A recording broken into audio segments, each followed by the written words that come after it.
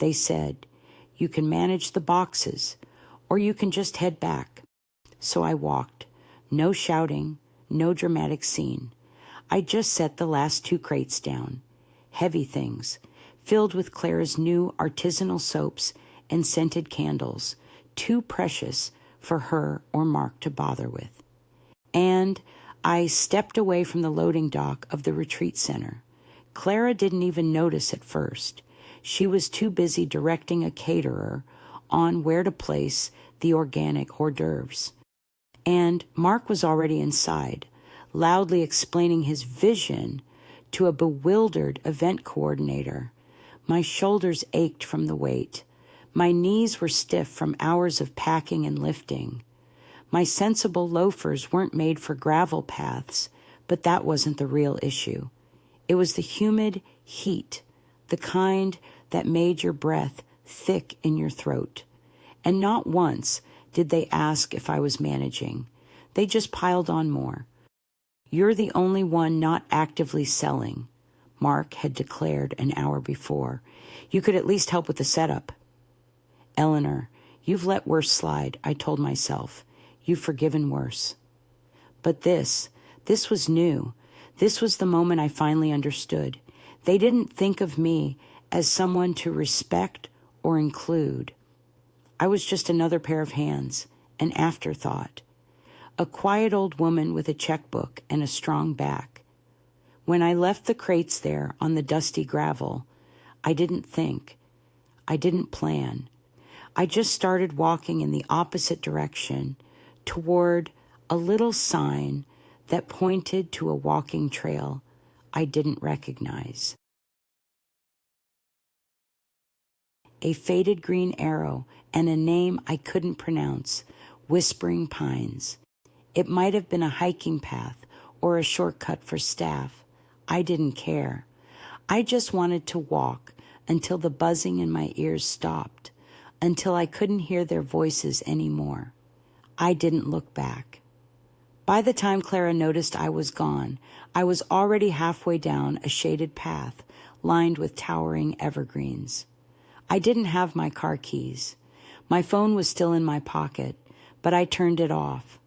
The silence felt like oxygen. The path led to a quiet country road where a small battered pickup truck was idling, the driver leaning against the fender. I asked him in my rusty high school Spanish if it went to the nearest town. He nodded, surprised. That was all I needed. $10. That's what it cost to leave them behind. The town, I would later learn it was called Havenwood, looked like a forgotten movie set. Weathered clapboard houses, a general store with a bell above the door, a tiny library with flower boxes, no tourists, no selfie sticks. I found a small guest house with a sign that read, "The Quietude," and knocked on the door. A woman with kind eyes and silver braids opened it. She looked at me, just looked, and said, "You look like you need a cup of tea, dear." I nodded, and for the first time in years, my eyes welled with tears that weren't caused by someone else's thoughtlessness, but by relief. Yes, I needed calm. I needed stillness. I needed to stop being someone's unpaid laborer. Her name was Madame Dubois. She didn't ask for ID. I told her I had no reservation. "Pas de problème," she said. "Not important." She gave me a room on the second floor with a view of the lake, clean sheets, no television, a little electric kettle. I paid in cash. The emergency money I kept in my bra, folded in a handkerchief. Old habits. I lay down on the bed in my travel clothes without even removing my shoes. The silence pressed in, not like a weight, but like a balm. I could hear nothing but birds and the gentle lapping of the lake. My limbs ached, but it didn't matter. I don't know how long I slept. When I woke, the light had shifted to a warm, golden hue. I sat up slowly, unsure for a moment where I was. Then I remembered. I had walked away. I had finally walked away. I rinsed my face in the little sink and looked at myself in the mirror above it. My reflection startled me. Not because I looked old. I'd looked old for a while. No, because I looked calm, like someone who had done something brave and survived it. There were 7 missed calls on my phone, all from Clara. No messages. She wouldn't leave one. Not unless she was sure she could control the narrative. She probably thought I was lost or confused or had fainted somewhere on the trail. Let her wonder. Let them all wonder. I turned the phone off again and set it face down on the nightstand. Tomorrow I would find a bus station. I would buy a ticket and I would go somewhere else, anywhere but back. Not because I wanted to punish them, but because I was done carrying what wasn't mine. It started with a promise. "We want you to be part of this, Mom," Clara said over the phone 2 months before the retreat. "You've always supported my dream. This is a big step for Clara's Curios. We want to do it together as a family." I should have known better. Clara always knew how to phrase things to sound generous, like a gift instead of a setup. Still, I said yes. I wanted to believe that maybe, just maybe, this would be different. I even bought a new blazer. Not the expensive one, but a nice navy blue one with pockets. I didn't want to be a burden. I never do. I pack sensibly. Comfortable slacks, a few blouses, sturdy shoes. I left my old gardening hat behind, even the straw one I liked best. Clara said, "You won't need anything fancy. It's just family and vendors." I took that to heart. Silly me. The morning of the drive, the house felt too quiet. I stood at the window, holding a cup of herbal tea, watching the sun creep across my neighbor's rose bushes. I remember thinking, maybe this will be the event that stitches us back together. That's what I hoped for. Not profit, not networking, just a little closeness, something I hadn't felt in years. Mark honked from the driveway, even though he'd promised to come to the door. When I got into the SUV, he didn't say hello. He was on the phone laughing too loudly, probably with one of his golf buddies. Clara gave me a quick, "Hi, Mom," without turning around. Leo had his headphones in, lost in a game. That was the welcome. At the loading zone, I paid for the extra boxes of merchandise. Clara said their budget was tight, and mine always seemed to stretch, so I offered. It felt easier. That's what being a mother is, isn't it? Making things easier. I told myself not to keep count, not to start a list in my head. That's dangerous. We drove into the mountains. Mark insisted on renting the biggest SUV they had, something called an Executive Explorer that still barely fit 4 of us, and the overflowing boxes. I was told to sit in the back behind the driver. "You'll have more legroom," Clara said. What she meant was, "We don't want to talk to you." Still, I smiled. I took photos out the window. I tried to comment on the changing foliage. No one answered. Leo had a game on his tablet. Mark was focused on the GPS. Clara was scrolling through her social media, fingers moving like they were in a race. I held my tongue when we stopped at a rest stop, and they all went inside, leaving me to sit in the car. I held it again when they came back with artisanal coffees for themselves, but nothing for me, not even water. I told myself they were tired. Stress makes people thoughtless. At the retreat lodge, I offered to take the cot in the shared staff room. "You're the smallest," Mark said. I nodded. I didn't mention my hip or the fact that I hadn't slept on anything but a proper bed in years. I didn't want to be difficult. That first night, while they went to a networking mixer, I stayed behind, curled up under a scratchy lodge blanket with a bag of pretzels and the hum of a nature documentary in a language I couldn't understand. Clara texted me a photo, the three of them smiling with glasses of sparkling cider. "Wish you were here," she wrote. I almost laughed, but I kept showing up. I was there the next morning when we set up the booth. I waited in the heat while Mark argued with the delivery driver about the placement of a banner. I stood patiently while Clara took 50 photos of Leo pretending to arrange display items. When I asked if she could take one of me, she said, "Maybe later. We're kind of in a rush." At lunch, I offered to pay again. Mark joked that I must be hoarding a secret fortune. I didn't answer. He wouldn't have understood the savings it took for me to say yes to this investment. How many winter coats I'd patched instead of replacing. How many dinners I'd skipped when groceries ran high. That night in the room, I overheard Clara whispering to Mark in the bathroom. I wasn't meant to hear it. "She's so slow. It's like dragging a snail through molasses." Mark laughed. They didn't know the walls were thin. I didn't cry, not then, but something in me shrank. Still, I told myself it was early, that maybe they were tired, that things would improve. But a part of me, the quiet, stubborn part that's carried me through 6 decades, began making a different list.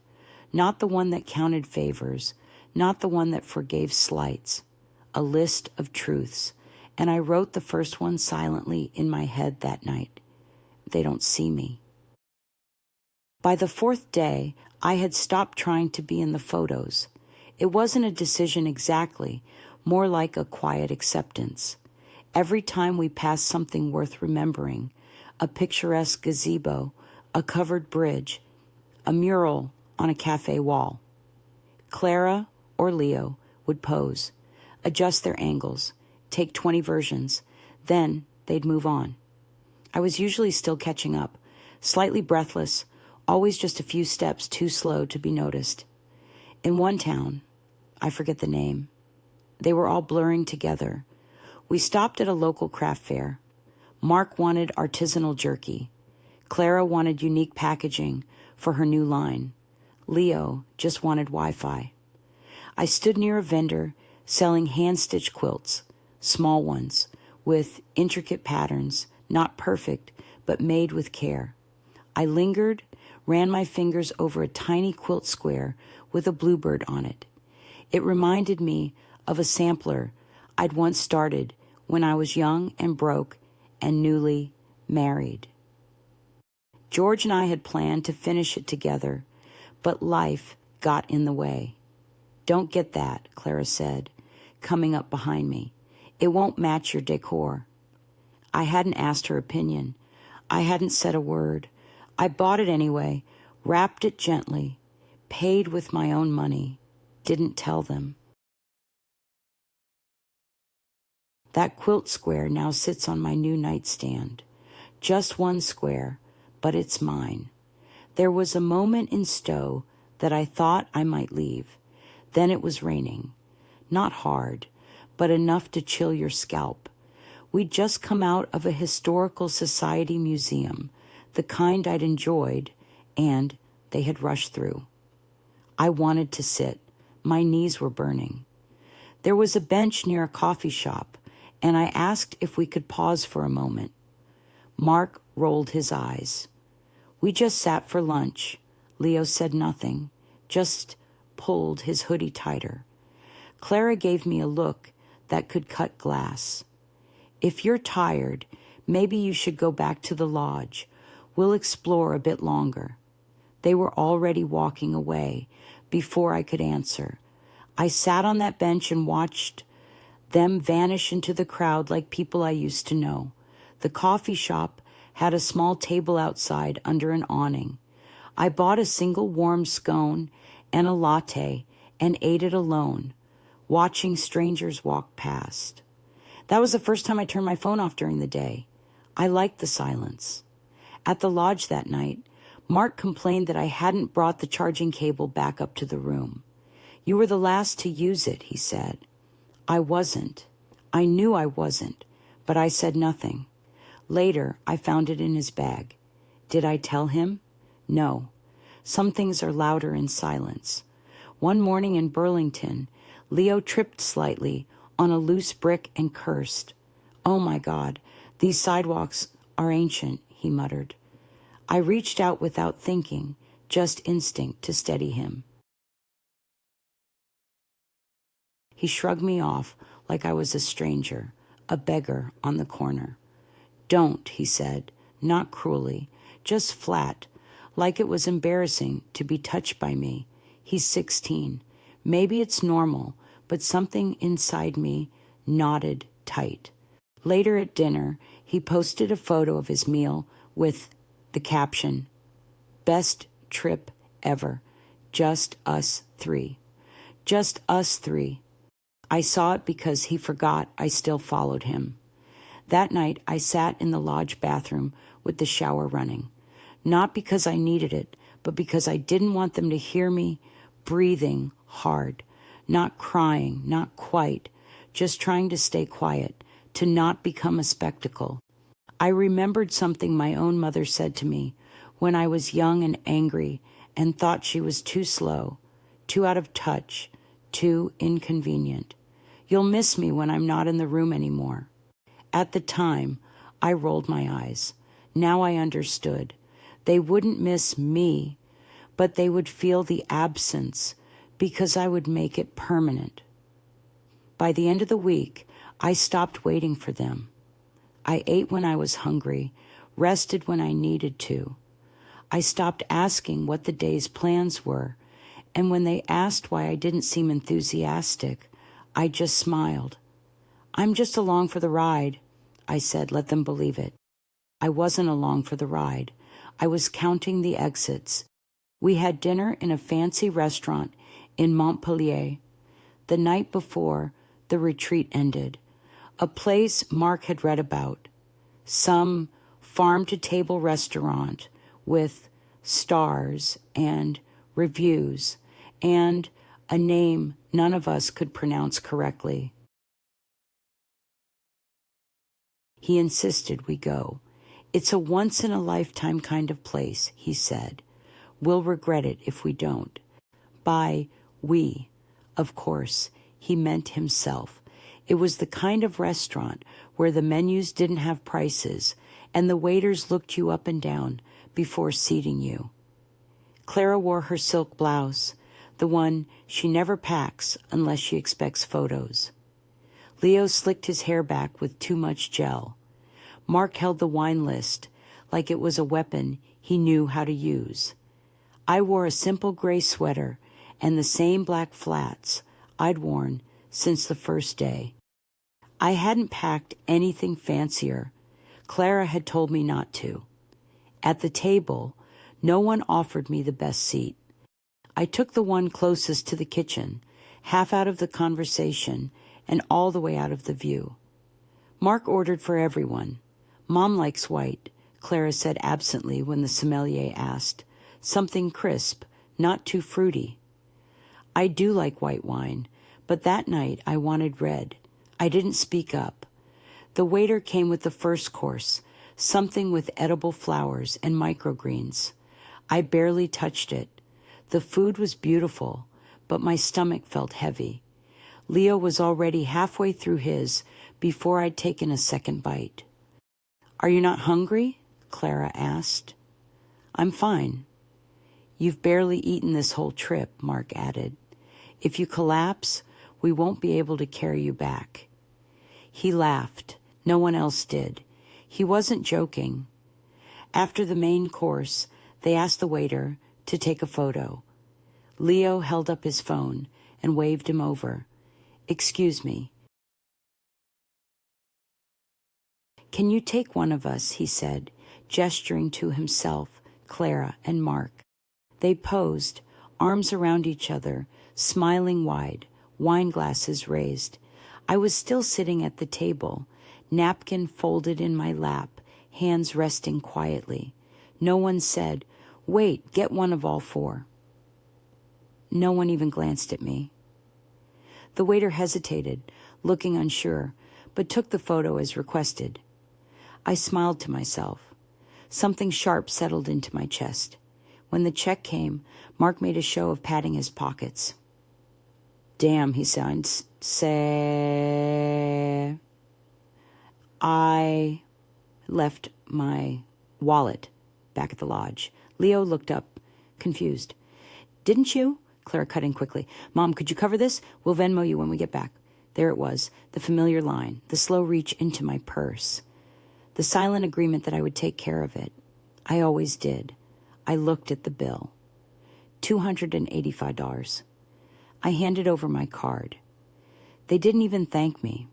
After dinner, they walked ahead, laughing about something Leo had said. I followed a few steps behind. We passed a small gallery with prints in the window. I stopped for just a moment. None of them noticed. I bought one, a simple watercolor of a lone pine tree against a misty lake. On the back, when I returned to the lodge, I wrote, "You won't remember this night, but I will." I didn't sign it, didn't mail it, just tucked it into my bag between the pages of my travel journal, a journal no one asked to see. Later in the room, Clara looked up from her phone. "Don't forget to pack light for tomorrow," she said. "We're checking out early, lots of lifting," I nodded. "Maybe don't bring your big tote bag," Mark added. "It slows you down." I nodded again. I was always nodding, but inside I was already planning. I looked at my reflection in the bathroom mirror that night and whispered, out loud, as if it would help it sink in, "This is the last time I'll pay for my own humiliation." I turned out the light and closed the door behind me. They didn't say goodnight, and I didn't say goodbye. The next morning, we left the lodge just after 9. The air was already heavy with humidity, the kind that clings to your skin before the day even starts. Leo complained before we were out of the parking lot. "Why can't we just ship the stuff? This car's too cramped." Mark snapped that driving the boxes was cheaper, more efficient. Clara reminded them both that we were almost at the loading dock and to please, for God's sake, stop bickering. I stayed silent in the back seat. I had become background noise by then, a cough in the corner of a room, present, but only barely. I watched the scenery change from quaint storefronts to dense forest to open fields. It all felt very symbolic. We were passing from one state to another, and I was still a tourist in my own family. At the last rest stop before the main highway, Clara insisted we all get out and stretch. The parking lot was gravel. I stepped out carefully, knees tight from the ride. "Grab my water bottle, Mom," she called, already walking ahead. Mark added, "And Leo's backpack. He's on his phone again." They were halfway to the bathrooms before I'd even shut the car door. I looked at the mess in the trunk. Boxes, coolers, half-zipped duffel bags, a broken lawn chair. I could have said no.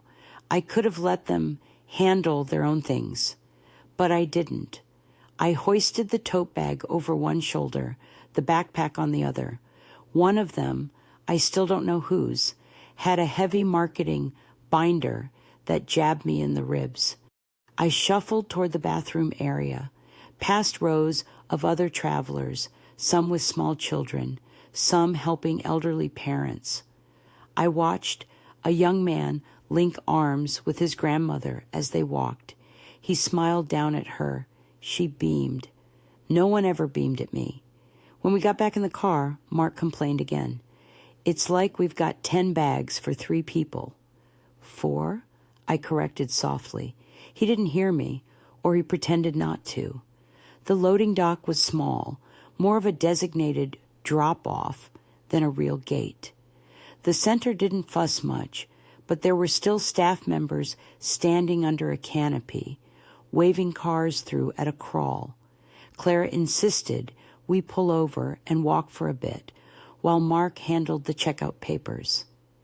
"It'll be a cute photo op," she said, officially done with the retreat. Leo groaned, but followed her out of the car. I followed too, carrying 2 of the boxes they didn't want to leave unattended. They walked ahead, laughing, pointing at the signs. I struggled to keep pace, sweat clinging to the back of my shirt. My sandals caught on the uneven path. I could feel my right heel blistering. No one looked back. That's when I heard it. Mark's voice, half laughing, tossing the words over his shoulder like a joke that didn't need to land. "If she can't keep up, she can manage the boxes or walk home." Clara didn't respond, but she didn't defend me either. Leo chuckled. I stopped walking. Not out of drama, not out of spite, just enough. I looked down at the boxes in my hands. One was Clara's, with her boutique's logo stamped on the side. The other was Leo's, heavy with his gaming console and charging cables and God knows what else. I didn't say a word. I stepped to the side of the trail, set them down gently, adjusted the straps so they wouldn't fall, smoothed the handles. I stood there for a moment, watching them fade into the path ahead. They didn't turn around, not once. I turned the other way.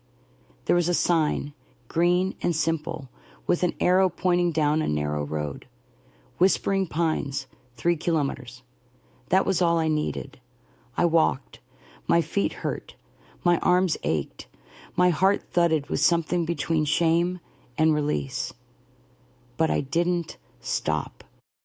Not until the boxes were so far behind me that they felt like part of another life. I didn't leave a note. I didn't owe them that. Let them figure it out. Let them feel just once what it's like to be forgotten on the side of the road.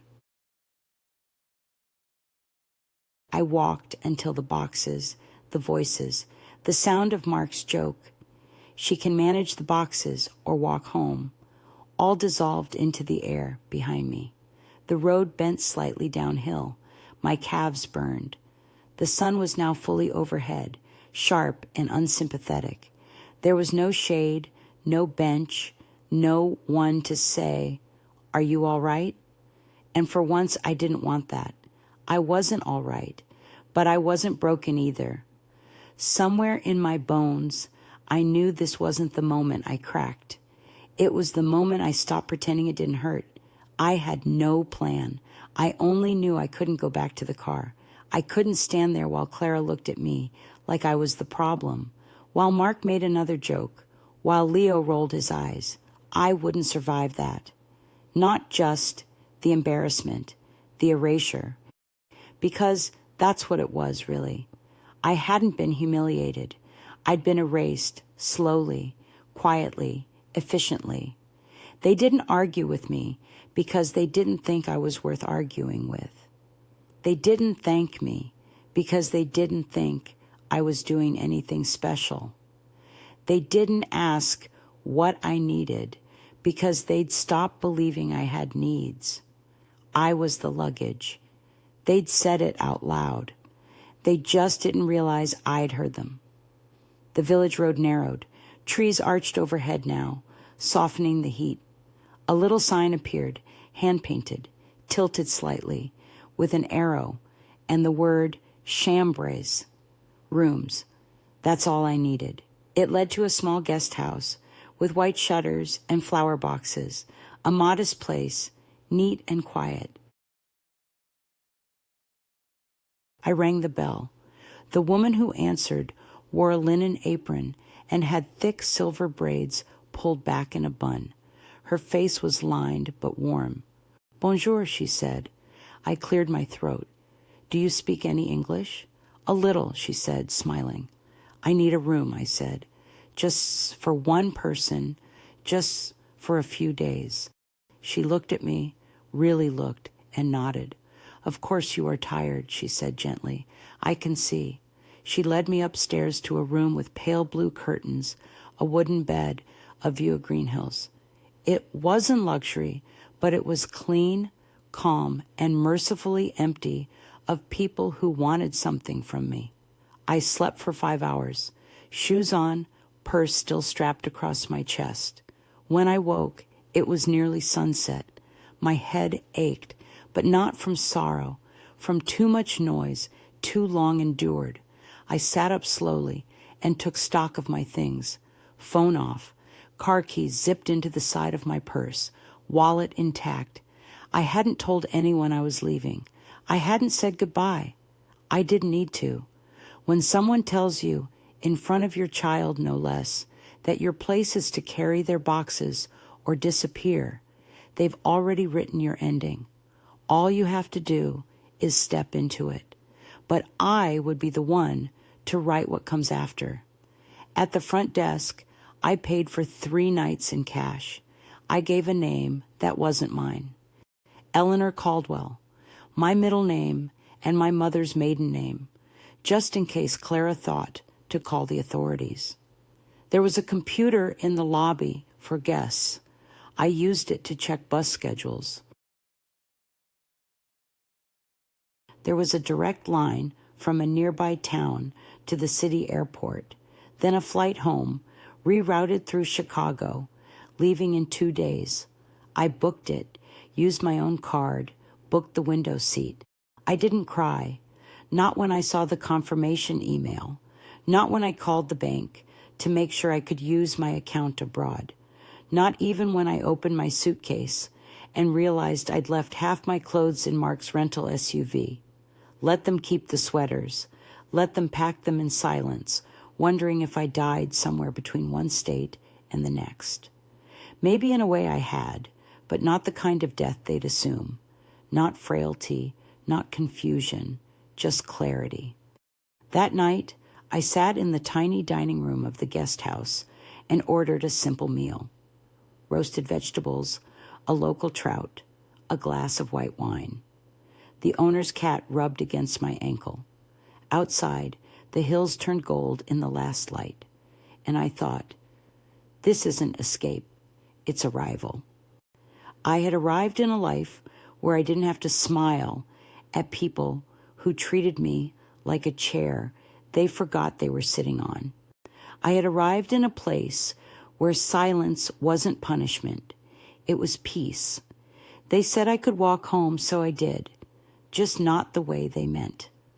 The next morning, I woke to birdsong and the creak of old wood under my feet.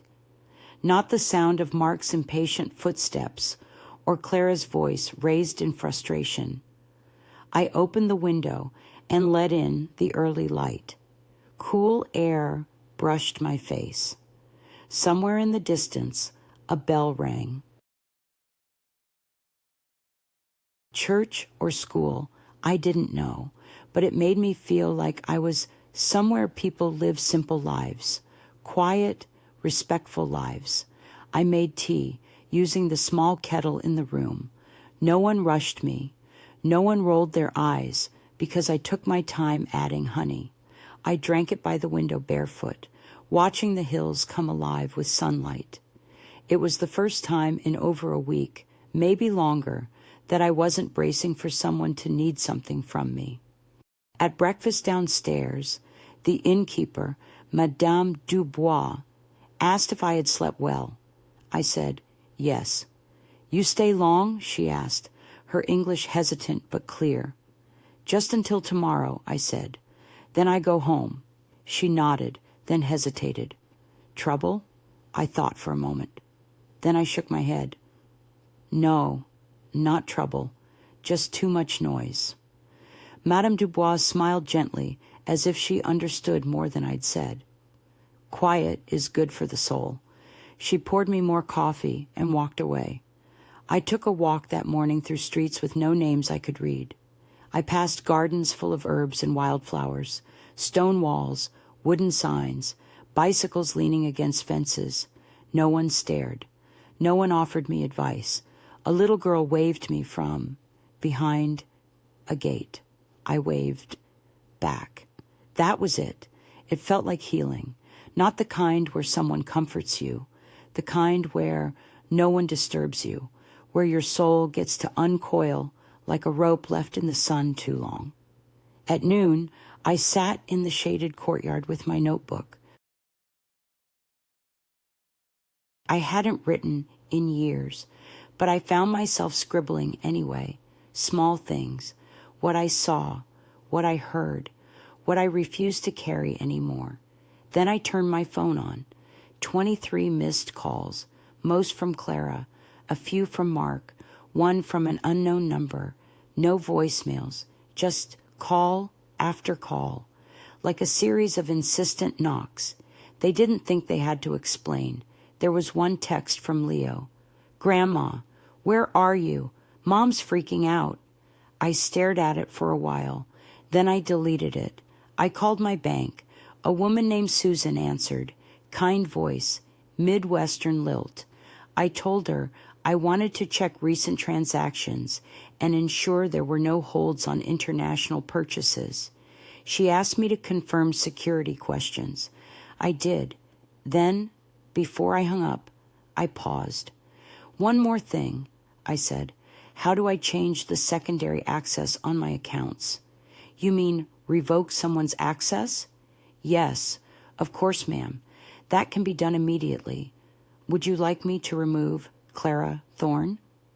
"Yes," I said. My voice didn't shake. My hands didn't tremble. It was like trimming a dead branch off a tree. Necessary. Done. I also called the airline. I paid a change fee and upgraded my seat. Window, bulkhead, early boarding. They offered me a meal selection. I chose vegetarian. No wine. I would get enough silence in the sky. I didn't need to be sleepy. That afternoon, I asked Madame Dubois if there was a place nearby to print something. She pointed me to a small general store 2 blocks away that had a public printer in the back. I thanked her and walked slowly down the road, stopping to smell the honeysuckle tangled along a fence. At the store, I typed up a letter. Short, direct, not a confession, not an apology. Just a line of truth, printed on white paper and folded twice. I left it in my purse. I wouldn't send it to them. It wasn't for them. It was for me. Proof that I had finally said it, even if only on paper. Later, I watched the sun go down from the back garden of the guest house. The breeze smelled of pine and damp earth. A robin landed on the railing, stared at me, then flew off, and I thought, I've got one more night to be no one to anyone. One more night to be just a woman in a room with a window and a bed. Tomorrow I go home, but not to the same house, not to the same life. They wanted me to walk home. I did. And on the way, I found myself. The next morning, I woke up before the sun, not because of an alarm. I hadn't set one. My body simply stirred, as if it knew the day held something important. I sat in the stillness of that small room, wrapped in the blanket from the bed, my feet tucked under me. The lake outside was still blue with shadow, no birds yet, no footsteps, just the sound of my breath and the distant hum of something waking, maybe a town, maybe me. I reached for my notebook again, not to write, just to hold it. Sometimes a blank page is its own kind of comfort. Proof that something new can still begin. I thought about my life, not as a story, not as something to explain or make sense of, just the shape of it. I thought about George. He was a good man, not perfect, but good in the way that counts. Solid, kind. He used to say, I was the strong one. I never believed him. I thought strong meant loud, certain, decisive. Now, I think maybe strong just means staying. Staying when it's easier to run. Staying in a marriage when money's tight and patience is tighter. Staying by your child's side through every bad haircut, every slammed door, every betrayal you swallow for the sake of peace. But staying isn't the same as shrinking. And somewhere along the way, I forgot the difference. CLARA wasn't always this way. When she was little, she used to bring me dandelions from the yard and tell me I was the smartest mom in the world. She used to cry when I left for work, even if it was only for a few hours. She used to climb into bed with me after nightmares and wrap her little arms around my neck like she never wanted to let go. I don't know when that changed. Maybe when I couldn't afford the designer clothes. Maybe when I said no to investing in her third business idea. Maybe when I stopped agreeing with her just to keep the mood light. Mark came into her life already convinced she wasn't enough. And somehow she started believing it. Then she passed that feeling on like a cold, invisible, and contagious. I kept thinking love would be louder than pride, but I forgot that pride doesn't listen. It only speaks. I don't hate them. That's the truth of it. I wish I could say I do. It would make this easier, but it's worse than hate. It's grief, because I still love them. Still remember who they used to be, who we used to be. But I've finally accepted they don't love me the way I need to be loved. They love me when I'm useful, when I'm quiet, when I say yes without hesitation and smile through the bruises on my dignity. That isn't love, that's performance, and I am retiring from the role. At breakfast, Madame Dubois brought me a small plate of homemade blueberry jam and warm biscuits. "Today's travel?" she asked. "Yes, back to the airport." She hesitated. "You okay?" I smiled, not too brightly, just enough. "Yes," I said. "I think I finally am." She didn't press. She just nodded like women who've lived long enough to recognize a private battle won. After breakfast, I packed. It didn't take long. I had only half the things I had brought and none of the weight. I left behind a small, hand-knitted shawl on the chair, folded neatly, a parting gift for the room that had given me peace. At the front desk, I paid again, even though the room was already covered. "Keep it," I said, "for something beautiful." Madame Dubois didn't argue. She just pressed my hand and whispered, "Bon voyage." The taxi was already waiting at the corner. I got in. The driver asked if I needed help with my bag. I said, "No, thank you." It was the lightest thing I'd carried in years. As we pulled away, I looked back at the guest house once. Just once. I didn't wave. Some endings don't need ceremony, just a full stop. Back at the loading dock, they didn't notice I was gone until the event coordinator waved them forward and asked for all staff to be present. CLARA turned around to call me and saw only the boxes sitting upright, untouched, right where I had left them. For a moment, she probably thought I was nearby, maybe in the bathroom, maybe lagging behind. Then the moment stretched too long. Mark swore. Leo took out his phone. CLARA's voice rose, first in confusion, then sharp with that tight panic people feel when they realize they've made a mistake, but can't figure out which one. They didn't understand yet. Not then. They still believed I was just a few steps behind.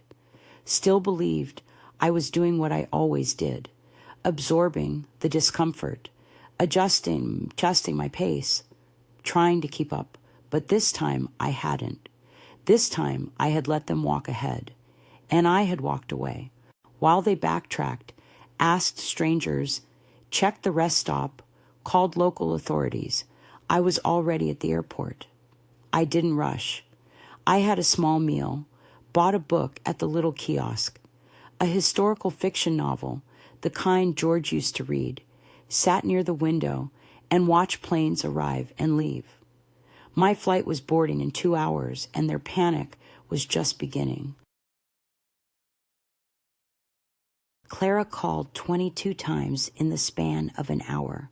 Then came Mark, then Leo. None of them left a message. I pictured them standing in a group, faces drawn, talking over each other. Maybe she got lost. She's not answering. Try her again. At 3:15 p.m., I got an email from Clara. Mom, where are you? This isn't funny. We've called the police. Please respond. We're worried. I didn't answer. At 3:47 p.m., another. We've contacted the state patrol. If something happened to you, we need to know. Please, we're scared. Still, I didn't reply because I knew what this was. It wasn't about me. Not really. It was about the narrative, about control, about keeping the performance going, the mother who funds the business, who waits in the background, who smiles quietly and carries the boxes, not the woman who walks away. That wasn't in their script. By the time I boarded, the sun had begun to set. The airport windows turned gold. The terminal lights blinked on one by one.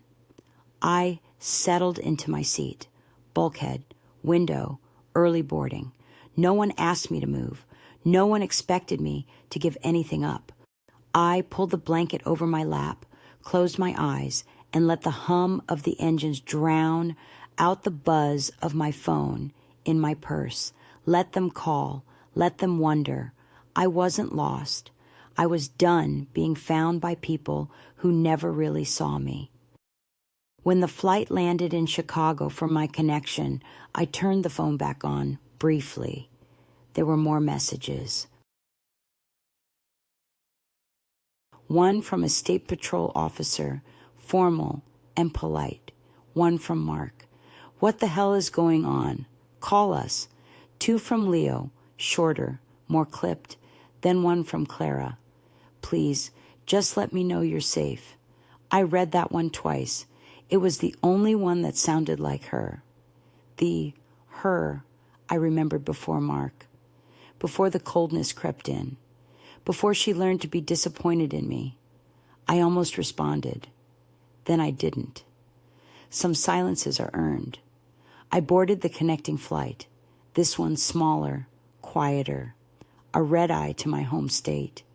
As we ascended, I pressed my forehead to the window. Below, the patchwork of city lights and dark fields fell away, and I thought, let them search. Let them feel the absence. Let them sit in the empty space I used to fill and ask themselves why it's there. Back in the States, I didn't go straight home.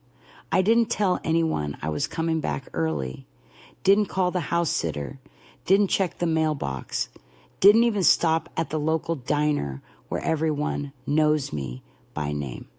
I took a taxi from the airport to a lakeside retreat 2 towns over, somewhere quiet, unfamiliar, a place with no expectations.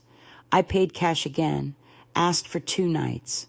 The woman behind the counter was younger than me, late 50s maybe, but her eyes had the same tired kindness I'd seen in Madame Dubois back in Havenwood. You're traveling alone, she asked. Yes. Business or pleasure? I smiled faintly. Closure. She didn't ask anything else. The room had a view of the water, a small balcony, no television, no phone, just a soft bed, a wooden chair, and a kettle with packets of tea. It was perfect. I took walks by the lake that first day, watched ducks waddle across the grass, sat on a bench and listened to the wind rustle through the reeds. No one called my name. No one asked me to carry anything. I wasn't anyone's mother here, just a woman in a coat walking by the water. On the second evening, I went down to the lounge for a cup of tea. The lobby was quiet. A fire flickered low. A man sat near the window, reading, gray-haired, slender, dressed neatly, like someone who still took pride in small things. He looked up when I entered, nodded politely. I nodded back. That might have been the end of it. But when I sat near the fireplace, cup in hand, he spoke. "Beautiful time of year for this lake," he said. I agreed. He introduced himself. "Arthur," I said without thinking. The name came easier now. I wasn't hiding. I just wasn't ready to be Eleanor again. He didn't press, didn't ask what I did or where I was from. We talked about books, about the lake, about how some kinds of silence are sacred. "I come here every year," he said. "Wife passed 5 years ago. This was our place."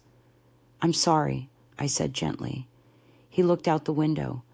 She always said it's easier to breathe by water. She was right. We didn't talk long, but when he stood to leave, he said, "Good night, Arthur. I hope you rest well." And I did, better than I had in years. The next morning, I checked out, backpack on my shoulder, passport zipped tight in the front pocket.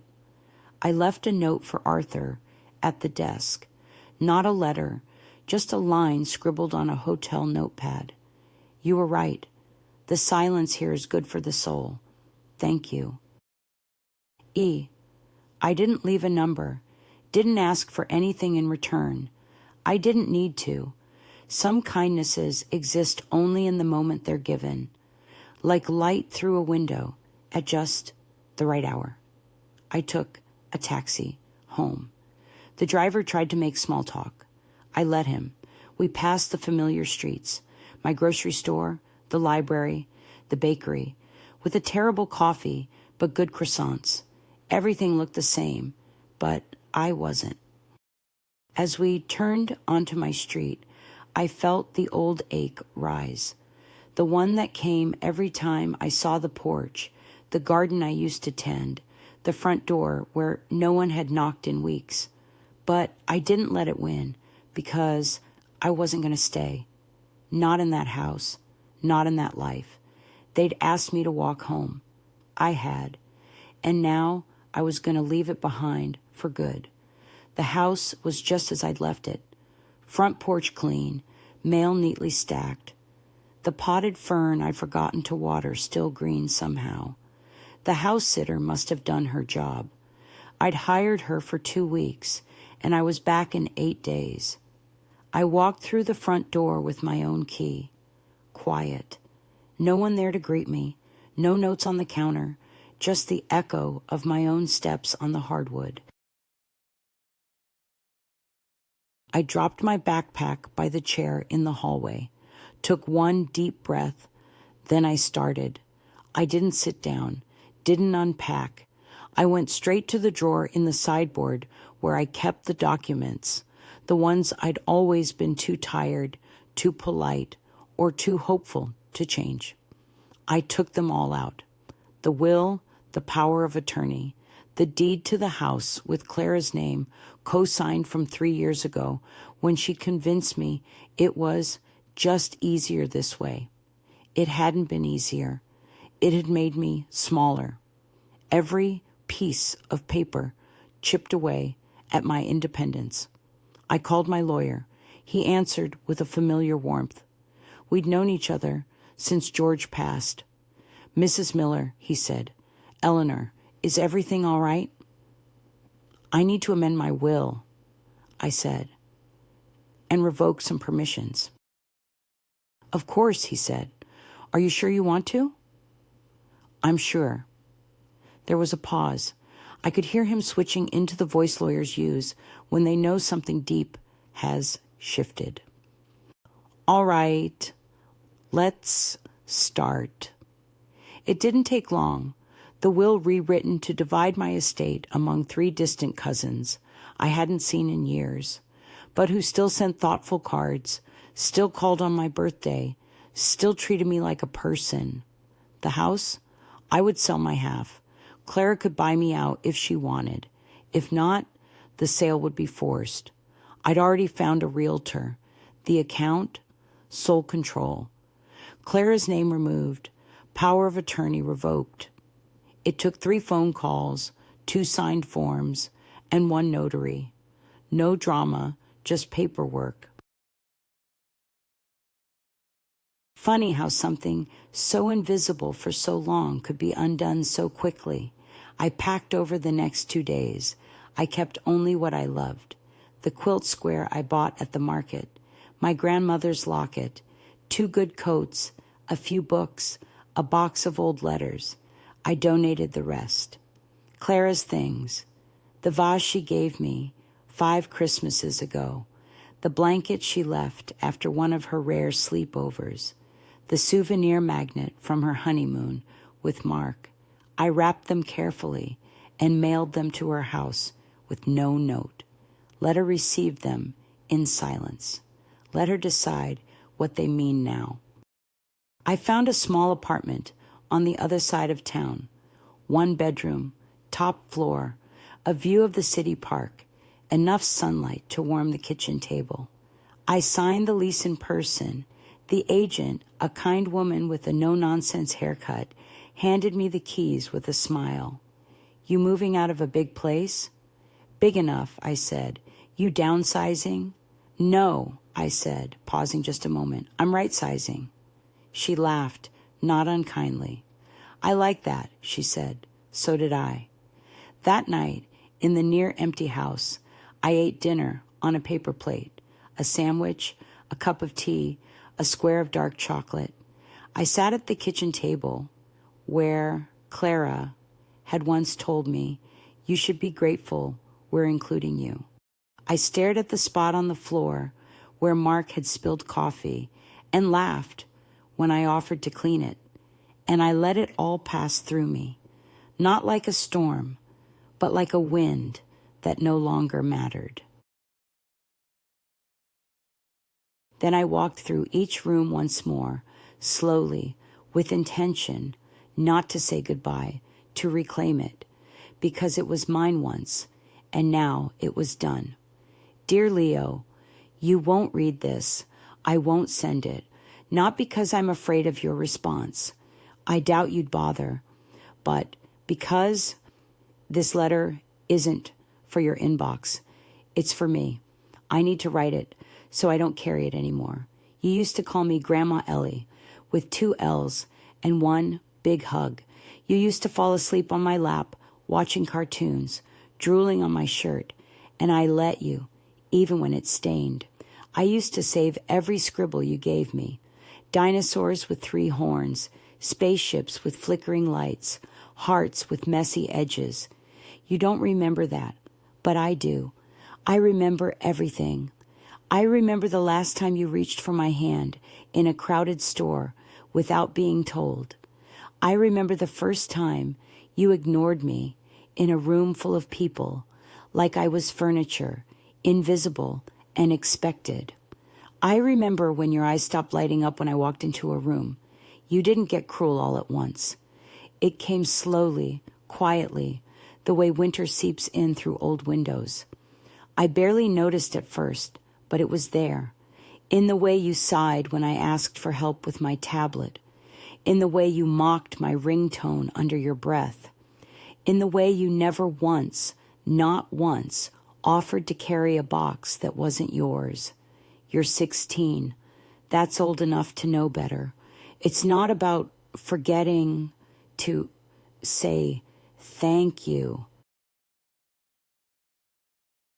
It's about not seeing a person as someone who deserves one. That day at the loading dock, you chuckled. You chuckled when Mark said, I could manage the boxes or walk home. I don't think you understood what you were laughing at. I don't think you realized what it meant to join in. Because when you chuckled, you didn't just echo someone else's cruelty. You confirmed it. You turned it into fact. You made it real. Here's what I want you to know, Leo. I am not fragile because I am old. I am not your servant because I am quiet. And I am not your audience just because you have Wi-Fi and sharper elbows. I had a life before your mother was born, before you were even a thought. I had dreams and disappointments, laughter and grief. I have scars you'll never see and stories you'll never ask to hear. I walked away not because I was weak, but because you all assumed I never would. Your mother thinks she lost me. She didn't. She gave me away in pieces over years. One request, one joke, one dismissal at a time. And I finally stopped receiving myself back. I don't hate you. You're still a boy raised in a house where men get loud and women get tired. A boy who doesn't know yet that silence from the people who love you isn't always safety. Sometimes it's surrender, and sometimes it's the warning before a door shuts for good. Maybe someday you'll grow up and remember that retreat. Not the scenery, not the food, but the empty space where I was supposed to be when you turned around. Maybe you'll wonder where I went. Maybe you won't. But I'll tell you anyway, because this letter is mine to finish. I went somewhere people saw me, not because I needed applause, not because I demanded love, but because I finally remembered that love, real love, never makes you beg for a seat at the table. It makes room. You didn't make room for me, Leo, but I've made room for myself, and it is quiet here, and it is good. Love, Grandma Ellie. P.S. You won't get this letter, but maybe one day you'll feel it. The first time Clara called after I got home, I didn't answer. Not the second time either. She left 2 voicemails, both measured, both careful. The first one was clipped, strained. Mom, I don't know what happened, but we were worried. I hope you're okay. Please call when you get this. The second came a day later, softer, but still wrapped in the old tone, the one that made everything sound like my fault. I just want to understand. You left without saying anything. We searched. Leo was scared. Just talk to me. Scared. He chuckled when Mark said I could carry their boxes or walk home. Funny how fear only shows up when silence answers back. I didn't call. I waited. And on the 4th morning, there she was, standing on the porch of my new apartment, holding a paper cup of coffee like a peace offering. She knocked once, twice, then stepped back and looked around, unsure if she'd gotten the address right. I opened the door without a word. Her eyes widened just slightly. She looked thinner, tired. Mom, she said. I stepped aside. She came in. No hug, no greetings, just a breath, held too long. She sat at the small table near the window, the one I'd already claimed as mine. Journal, teacup, small vase of wildflowers. She looked around like she was in someone else's house. You moved, she said. I did. Why didn't you tell me? I paused. You didn't ask. That stung. I saw it land. She held the cup between her palms and didn't drink. Leo was scared, she said again. I'm sure he was. You just disappeared. No, I said quietly. I walked away. That's different. Clara looked down. Her hair, always perfect, was now pulled into a loose bun, a few gray strands peeking through. She didn't speak, so I did. You told me in a dozen small ways that I was a burden, that I was background, that I should be grateful for crumbs of inclusion. I believed it for a long time. She winced, but still said nothing. You all forgot I was a person. That's not true, she whispered. It is, I said. It may not have been deliberate, but it was real. She blinked fast. I just wanted us to have time together as a family. You wanted convenience. I said gently. You wanted me there as long as I didn't take up space. Silence. Then, I didn't mean to make you feel. Don't finish that sentence. She looked up. Don't make this about how I feel. Make it about what happened. She closed her mouth, nodded once. I stood, walked to the window, watched a neighbor water her plants. I'm not angry, I said. Not anymore. I wouldn't blame you if you were. I'm disappointed, and I'm done apologizing for existing. She looked down at her coffee, still untouched. I came to apologize, she said. I turned. Then do it. Her throat bobbed. I'm sorry. Not dramatic, not rehearsed, just said. And I believed her, or at least the part of her that had the courage to show up here. But apology isn't a reset button. It's just a beginning. I'm not coming back, I said. I know. I'll be polite, civil. I'll answer when it's important. But I'm not the same mother you left at the loading dock. She nodded, eyes wet now. I don't want you to be, she said.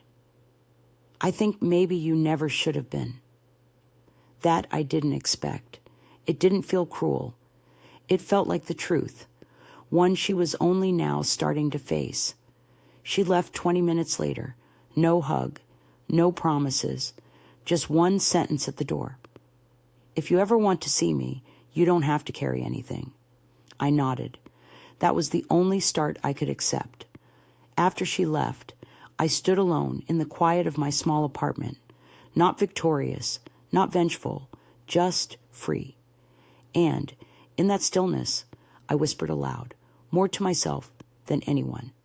Finally, the days grew quieter and fuller, not with plans or obligations, not with people knocking or phones ringing or errands piled high, just with moments that were mine. I started walking every morning early, before the sun climbed too high. The streets in my new neighborhood were lined with old oaks, and the sidewalks cracked just enough to keep you careful. I liked that. It reminded me that I still had to watch my step, but eyes moving. Every day I passed a small cafe, not fancy, not pretentious, just the kind where the smell of roasting beans hits you before you see the sign. I went in once just for a coffee. The woman behind the counter said, "First time?" I nodded. "Your face says you've had better weeks."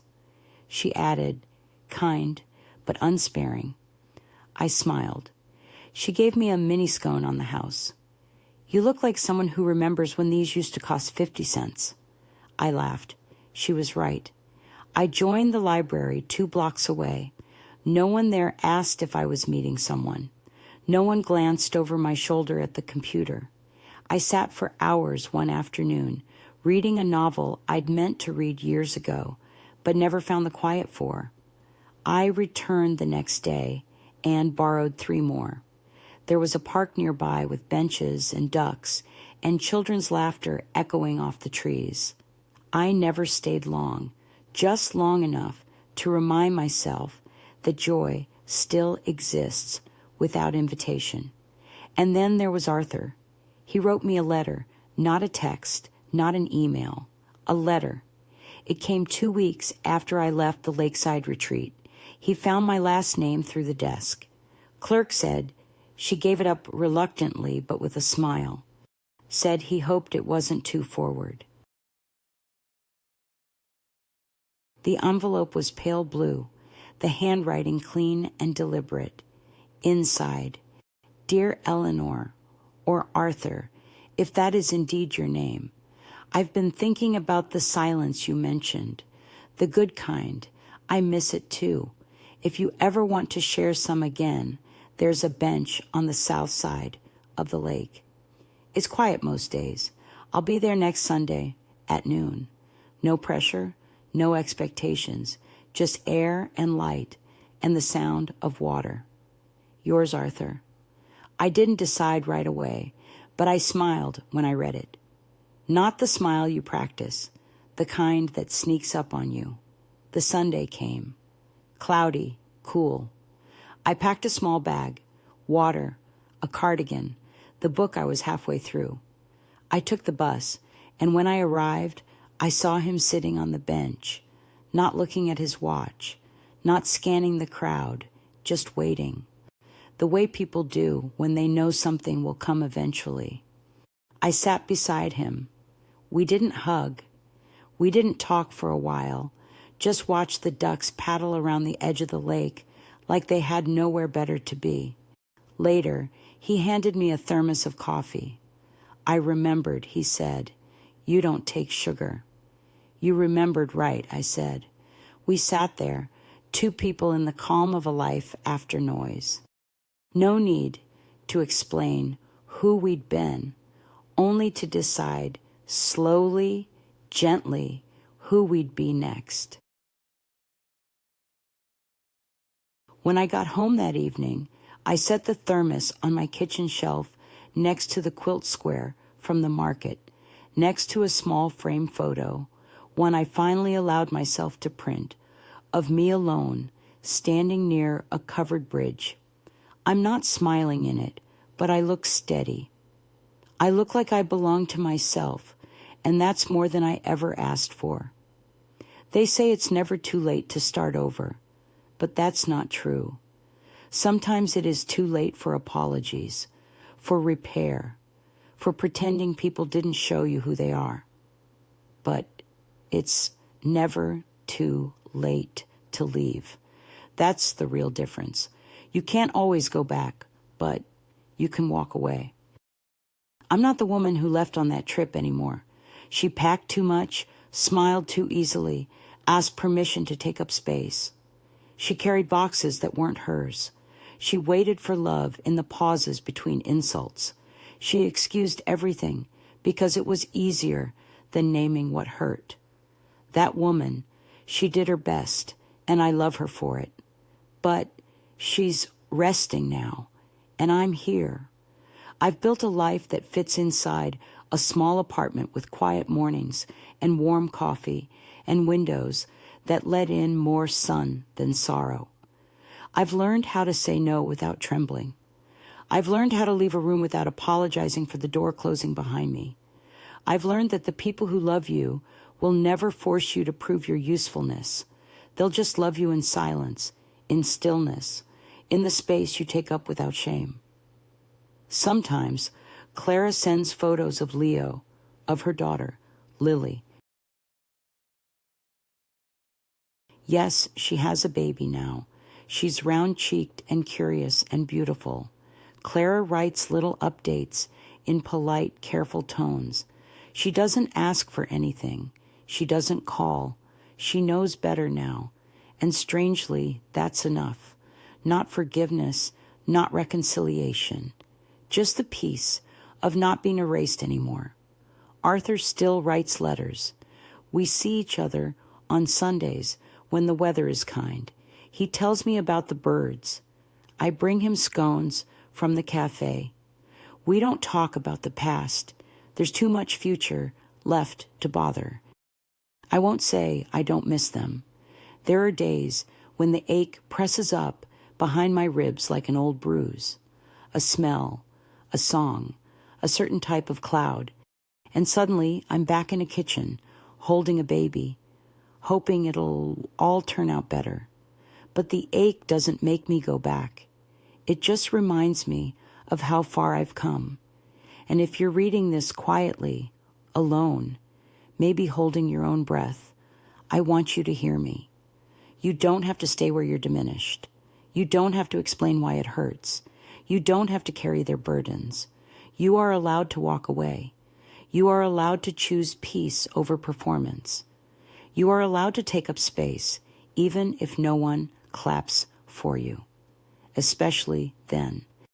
If this story found you, maybe it's because part of you was waiting for permission. Consider this it.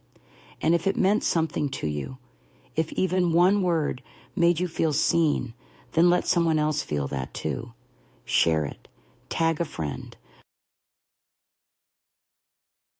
Leave a comment because someone else out there is still carrying too much, and she needs to know she's allowed to put it down.